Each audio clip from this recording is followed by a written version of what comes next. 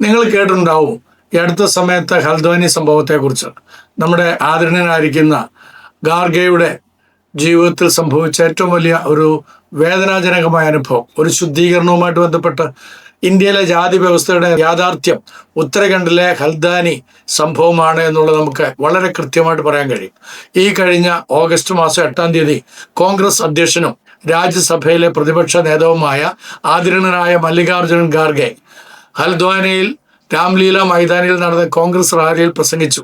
2 ദിവസത്തിന് ശേഷം ആ വേദിയിൽ ശ്രീറാം സേനയിലെ അംഗങ്ങൾ ശുദ്ധീകരണ ഹവാൻ നടത്തിയതായിട്ട് റിപ്പോർട്ടുകൾ പുറത്തു വന്നു. തുടർന്ന് ആദരണീയനായിരിക്കുന്ന ഖാർഗെ ഈ വിഷയം പാർലമെന്റിൽ ഉന്നയിക്കുകയും ഈ സംഭവത്തിലൂടെ തനിക്ക് തൊട്ടുകൂടായ്മയുടെ വേദന വീണ്ടും അനുഭവപ്പെട്ടതായിട്ട് പറയുകയും ചെയ്തു. BJP ദേശീയ അധ്യക്ഷനായിരിക്കുന്ന ബഹുമാന്യനായ JP നദ്ദ ഈ സംഭവത്തെ ദുഃഖകരമെന്നൊക്കെ വിശേഷിപ്പിക്കുകയും BJP ഇത്തരം രീതികളെ അംഗീകരിക്കുന്നില്ലെന്നൊക്കെ പറയുകയൊക്കെ ചെയ്തു. കൂടാതെ വിഷയം അന്വേഷിക്കുമെന്നും വ്യക്തമാക്കിയിട്ടുണ്ട്. എന്നാൽ ഈ രാഷ്ട്രീയപരമായിട്ടുള്ള കാര്യങ്ങളല്ല ഞാൻ നിങ്ങളുമായിട്ട് പറയാൻ ആഗ്രഹിക്കുന്നത്. ഇതിനകത്ത് വലിയൊരു സാമൂഹ്യ ചോദ്യം ഈ സംഭവത്തിലൂടെ ഉയരുന്നുണ്ട്. ഒന്നാമതായിട്ട്, എന്തുകൊണ്ടാണ് ആദരണീയനായിരിക്കുന്ന മല്ലികാർജുൻ ഖാർഗെക്ക് ഇത്രയും വലിയ അപമാനമായി ഇത് തോന്നുവാൻ കാരണം? ഇത് ഒരു സാധാരണ രാഷ്ട്രീയ തർക്കമല്ല. ബഹുമാന്യനായ ഖാർഗെ ഒരു പ്രമുഖ രാഷ്ട്രീയ നേതാവ് മാത്രമല്ല, ഇന്ത്യയിലെ ഏറ്റവും പ്രധാനപ്പെട്ട ദളിത് രാഷ്ട്രീയ നേതാക്കളിൽ ഒരാളാണെന്നുള്ളത് നമുക്കൊക്കെ അറിയാം. AICCയുടെ പ്രസിഡന്റാണ്. അതൊക്കെ അവിടെ ഇരിക്കുന്നത് രാഷ്ട്രീയപരമായിട്ടുള്ള കാര്യം. അദ്ദേഹം വർഷങ്ങളായി ജാതി വിവേചനത്തെക്കുറിച്ചാണ് സംസാരിച്ചിട്ടുള്ളത് വളരെ വ്യക്തമാണ്.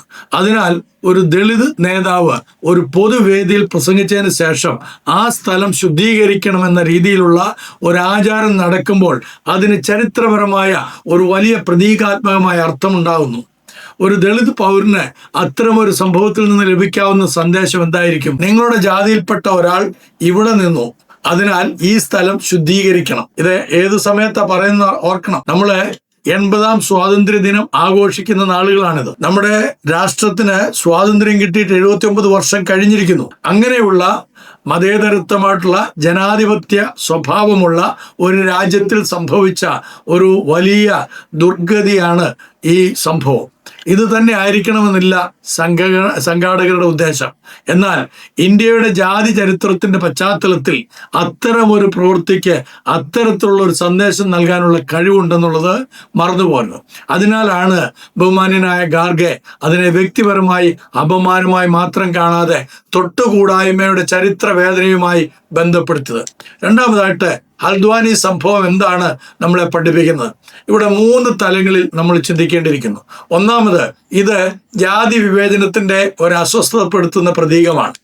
ഒരു വ്യക്തി ഒരു സ്ഥലത്ത് നിന്നുകൊണ്ട് ആ സ്ഥലം മതപരമായി അശുദ്ധമായെന്ന് കരുതി ശുദ്ധീകരിക്കുന്ന സാഹചര്യം ഉണ്ടാകുന്നുവെങ്കിൽ, പ്രത്യേകിച്ച് ആ വ്യക്തിയുടെ ജാതി അതിന് കാരണമായിട്ടുണ്ടെങ്കിൽ, അത് സാമൂഹ്യ ഒഴിവാക്കലിന്റെ ശക്തമായ പ്രതീകമാണ്. ഇപ്പോഴും മാർജിനലൈസ് ചെയ്യാനായിട്ടുള്ള ഒരു പ്രവണതയാണ്. ഇന്ത്യൻ ഭരണഘടന ആർട്ടിക്കിൾ 17 പ്രകാരം തൊട്ടുകൂടായ്മ നിരോധിച്ചിരിക്കുന്നു എന്നുള്ളത് ഈ മൂഢന്മാർക്ക് അറിയാത്തതല്ലോ. അവർക്ക് നന്നായിട്ട് അറിയാം. പക്ഷെ അവരത് ചെയ്യുന്നത് മനഃപൂർവ്വമാണ്. അതിന് പല കാരണങ്ങളുമുണ്ട്. എന്നാൽ ഭരണഘടന ഒരു കാര്യം പ്രഖ്യാപിക്കുകയും സമൂഹത്തിലെ ചില മനോഭാവങ്ങൾ മറ്റൊരു യാഥാർത്ഥ്യം കാണിക്കുകയും ചെയ്യുന്നുവെങ്കിൽ നമ്മൾ അതിനെ ഗൗരവമായി പരിശോധിക്കേണ്ടതായിട്ടുണ്ട്. മൂന്നാമതായിട്ട്, ഇന്ത്യയിൽ ജാതി വ്യവസ്ഥ അവസാനിച്ചോ? നമ്മൾ പറയും ജാതി വ്യവസ്ഥ ഇല്ല. അതൊക്കെ കേരളത്തിന്റെ പശ്ചാത്തലത്തിൽ ചില സ്ഥലങ്ങളിൽ അതില്ല എന്നുള്ള സത്യം. എന്നാൽ മറ്റു പല സ്ഥലങ്ങളിൽ ഇപ്പോഴും അതുണ്ട് എന്നുള്ളത് നമ്മളൊക്കെ മനസ്സിലാക്കുന്നവരാണ്. അപ്പൊ ഇതാണ് ഈ സംഭവത്തിലൂടെ ഉയരുന്ന ഏറ്റവും വലിയൊരു ചോദ്യം. ഇന്ത്യയിൽ ജാതി വ്യവസ്ഥ അവസാനിച്ചോ അതോ ഇന്നും തുടരുന്നു? ഉയരുന്ന ഏറ്റവും വലിയ ചോദ്യത്തിൽ ജാതി വ്യവസ്ഥ ഇന്ത്യയിൽ അവസാനിച്ചോ എന്നുള്ള ചോദ്യത്തിൽ എൻ്റെ അഭിപ്രായത്തിൽ അതിന് വളരെ ലളിതമായ അതെ എന്നോ ഇല്ല എന്നോ ഉത്തരം നൽകാൻ കഴിയുകയില്ല. ഇന്ത്യയിൽ വലിയ മാറ്റങ്ങളൊക്കെ സംഭവിച്ചിട്ടുണ്ട്. ഭരണഘടന എല്ലാവർക്കും തുല്യ അവകാശം നൽകിയിട്ടുണ്ട്.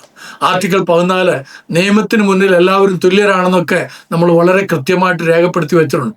ആർട്ടിക്കിൾ 15 ജാതി, മതം, ലിംഗം തുടങ്ങിയ അടിസ്ഥാനങ്ങളിൽ വിവേചനം നിരോധിച്ചിരിക്കുന്നു എന്ന് പറയുന്നു. ആർട്ടിക്കിൾ 17 തൊട്ടുകൂടായ്മ ഇല്ലാതാക്കിയിട്ടുണ്ട്. സംവരണ സംവിധാനവും നിയമപരമായ സംരക്ഷണങ്ങളും വിദ്യാഭ്യാസവും രാഷ്ട്രീയ പ്രാതിനിധ്യവും ദളിത് സമൂഹത്തിന്റെ മുന്നേറ്റത്തിന് വലിയ സംഭാവന നൽകി എന്നുള്ളത് നമുക്ക് ചാരിതാർത്ഥ്യത്തോടെ ഓർക്കേണ്ടതാണ്. എന്നാൽ അതുകൊണ്ട് മാത്രം ജാതി എന്ന സാമൂഹ്യ യാഥാർത്ഥ്യം ഇല്ലാതെ ആയിട്ടില്ല. ഇന്നും ജാതി പല രൂപങ്ങളിൽ പ്രത്യക്ഷപ്പെടും.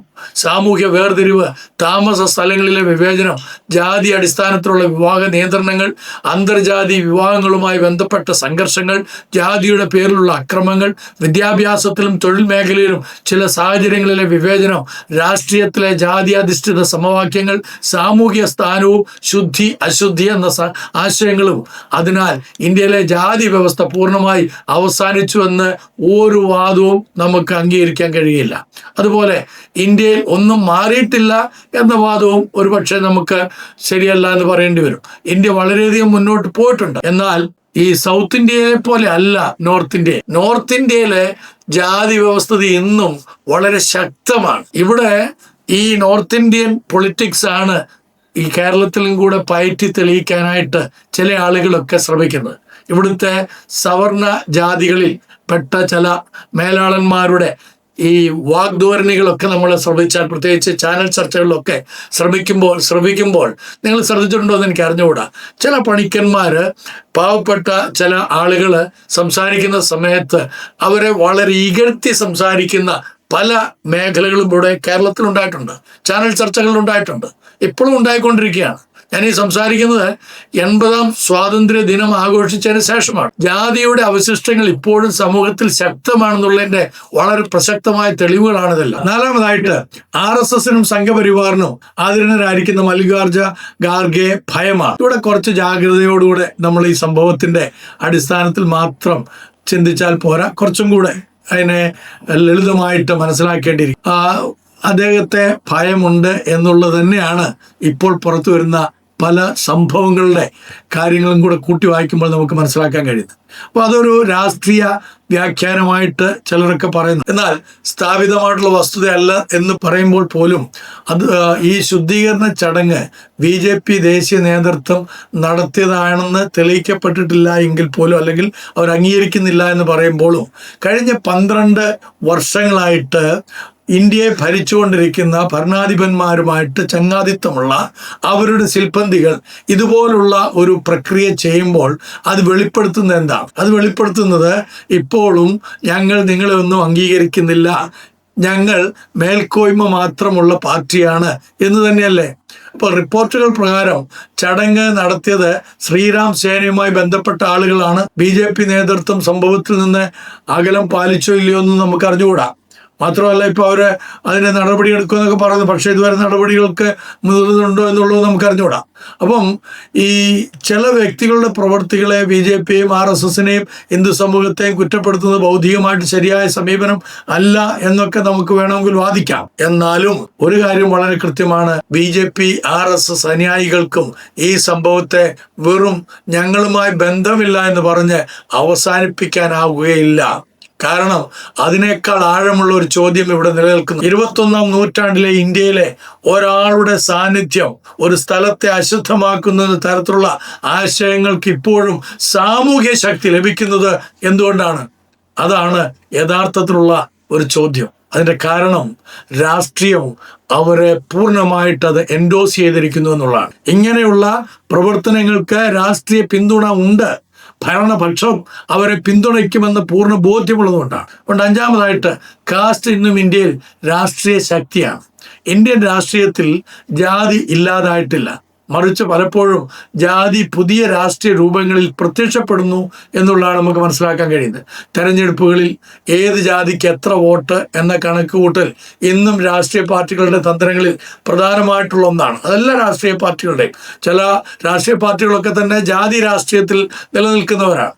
അതുകൊണ്ട് തന്നെ ഖാർഗെയുടെ രാഷ്ട്രീയ പ്രസംഗത്തിന് ഒരു പ്രത്യേക ശക്തിയുണ്ട്. അദ്ദേഹത്തിൻ്റെ വാദം ഇതാണ്: ഞാൻ ഇന്ത്യയിലെ ഏറ്റവും ഉയർന്ന രാഷ്ട്രീയ സ്ഥാപനങ്ങളിൽ ഒന്നിലിരിക്കുന്ന ഒരു വ്യക്തിയാണ്, എന്നിട്ടും എൻ്റെ സാന്നിധ്യവുമായി ബന്ധപ്പെട്ട ശുദ്ധീകരണമെന്ന ആശയം ഉയരുന്നുവെങ്കിൽ ജാതി വിവേചനം ശരിക്കും അവസാനിച്ചോ? ഇത് അവസാനിക്കണ്ടേ? ഇതൊരു ഗൗരവമുള്ള രാഷ്ട്രീയ ചോദ്യമാണ്. തീർച്ചയായിട്ടും ഈ ചോദ്യം എല്ലാ മനസ്സുകളിലേക്കും എത്തിക്കണം. അത് സർക്കാർ തന്നെ മുൻകൈ എടുത്ത് ഇതെല്ലാവരുടെയും മനസ്സുകളിലേക്ക് എത്തിക്കുവാനായിട്ട് ശ്രമിക്കേണ്ടതാണ് എന്നുള്ളതാണ് ഇത്തരത്തിൽ എനിക്ക് പറയാനായിട്ടുള്ളത്.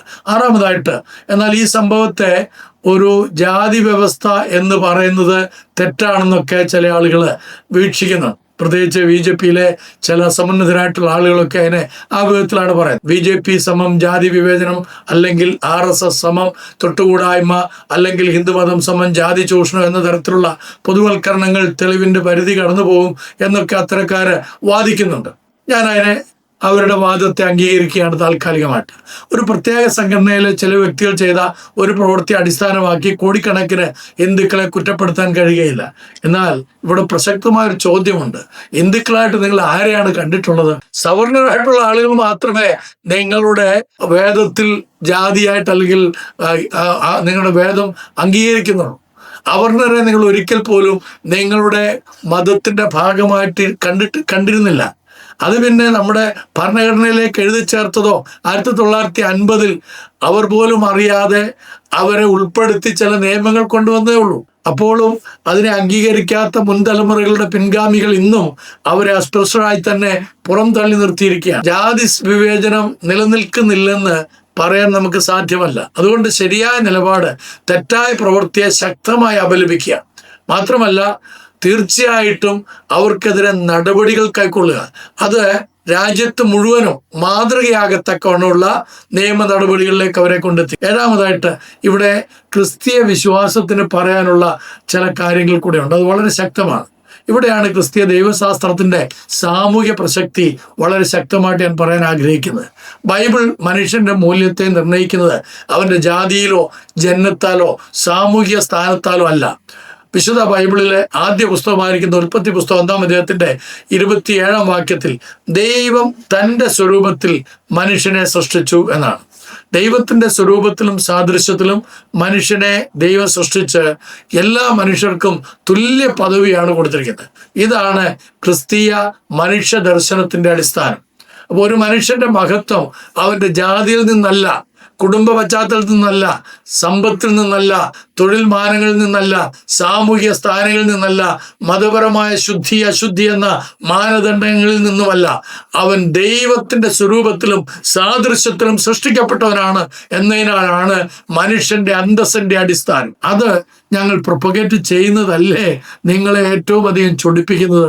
ഇത്തരണത്തിൽ ജാതിവാദം കൊണ്ട് നടക്കുന്നതായിട്ടുള്ള ആളുകള്, സംഘപരിവാറിന്റെ പല ആളുകളും ക്രൈസ്തവർക്കെതിരെ, പ്രത്യേകിച്ച് ഇപ്പോൾ FCRയും കൂടെ വന്നതിന്റെ അടിസ്ഥാനത്തിൽ, FCRയുടെ അടിസ്ഥാനത്തിൽ മതപരിവർത്തകരാണ് ക്രൈസ്തവർ എന്നുള്ള വലിയ പ്രൊപ്പഗൻഡ അടിച്ചു വിട്ടുകൊണ്ടിരിക്കുകയാണ്. നമ്മുടെ കേരളത്തിൽ ചില ആളുകൾ അതിന് അച്ചാരം വാങ്ങിയിരിക്കുകയാണ് അത് പ്രൊപ്പഗേറ്റ് ചെയ്യാനായിട്ട്. യാതൊരു വിവരവും അതിനെക്കുറിച്ച് ഇല്ലാതാനും. എന്നിട്ട് അത് ചുമ്മാ ഇങ്ങനെ അടിച്ചു വിട്ടുകൊണ്ടിരിക്കുകയാണ്. ഈ FCR ബില്ല് കൊണ്ടുവരുമ്പോൾ ഉണ്ടാകുന്ന അതിൻ്റെ മോശവശങ്ങളെ കുറിച്ചൊക്കെ മുൻ വീഡിയോകളിൽ ഞാൻ പറഞ്ഞിട്ടുണ്ട്. നിങ്ങൾക്ക് വേണമെങ്കിൽ അത് ശ്രദ്ധിക്കാം. അപ്പം ഒരു കാര്യം നമ്മൾ ഓർക്കണം, ഈ മനുഷ്യനെ മനുഷ്യനായി കാണണമെന്ന് പഠിപ്പിക്കുന്ന സമൂഹത്തെ എങ്ങനെയെങ്കിലും സമൂഹത്തിൽ ഒറ്റപ്പെടുത്തുകയും അവരുടെ വായടപ്പിക്കുകയും ചെയ്താൽ മാത്രമേ തങ്ങളുടെ ജാതീയ വ്യവസ്ഥിതി വീണ്ടും കൊണ്ടുവരാൻ കഴിയുള്ളൂ എന്ന് ഇവർക്ക് നന്നായിട്ട് അറിയാം. മറ്റൊരു മനുഷ്യനെതിരെ വരുന്നവൻ എൻ്റെ സഹോദരനാണെന്നുള്ള ആ ബോധ്യം ഉരുവാക്കാതിരിക്കാൻ വേണ്ടിയിട്ട്, ആ ബോധ്യം അവൻ്റെ മനസ്സിൽ വരാതിരിക്കാൻ വേണ്ടിയിട്ടാണ് വിദ്യാഭ്യാസം ത്യജിക്കപ്പെടണം, വിദ്യാഭ്യാസം വേണ്ട എന്ന് പറഞ്ഞുകൊണ്ട് വിദ്യാഭ്യാസ മേഖലകളെ തകർക്കാൻ ശ്രമിക്കുന്നു. എത്ര ആയിരക്കണക്കിന് സ്കൂളുകളാണ് നമ്മുടെ രാജ്യത്തെ ചില വർഷങ്ങൾക്കുള്ളിൽ പൂട്ടിയിരിക്കുന്നത് നിങ്ങൾക്ക് അറിയാമോ?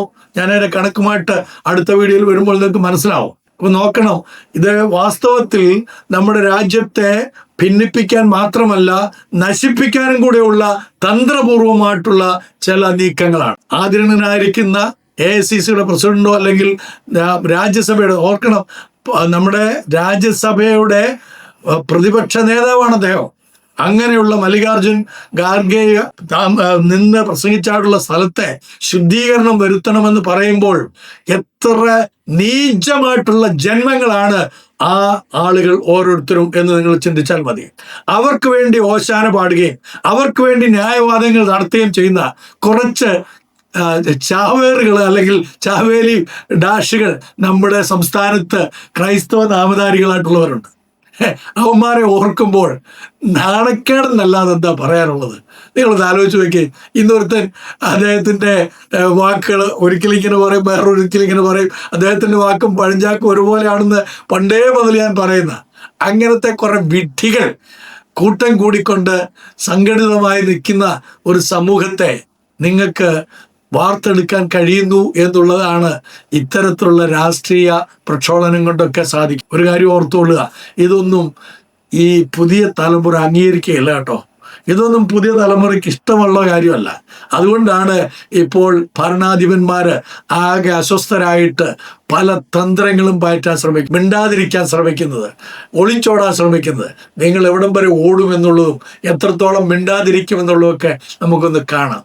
ഈ പറഞ്ഞതായിട്ടുള്ള സംഭവത്തിൽ വളരെ വളരെ കൃത്യമായിട്ടുള്ള നിലപാടുകൾ രാഷ്ട്രീയ നേതാക്കന്മാർ എടുത്തേ പറ്റുള്ളൂ. ജാതി വ്യവസ്ഥ നമ്മുടെ രാജ്യത്ത് വെച്ച് ഉറപ്പിക്കാൻ പാടുള്ളതല്ല. പ്രത്യേകിച്ച് ആദരണീയനായിരിക്കുന്ന ഖാർഗെക്കെതിരെ നടത്തിയതായിട്ടുള്ള ഇത്രയും ആസൂത്രിതമായിട്ടുള്ള പരിപാടികളെ അപലപിക്കുക മാത്രമല്ല, അതിന് തക്കതായിട്ടുള്ള ശിക്ഷ വിധിക്കുകയും വേണം എന്ന് ഓർപ്പിച്ചുകൊണ്ട് നിർത്തുന്നു. നന്ദി, നമസ്കാരം.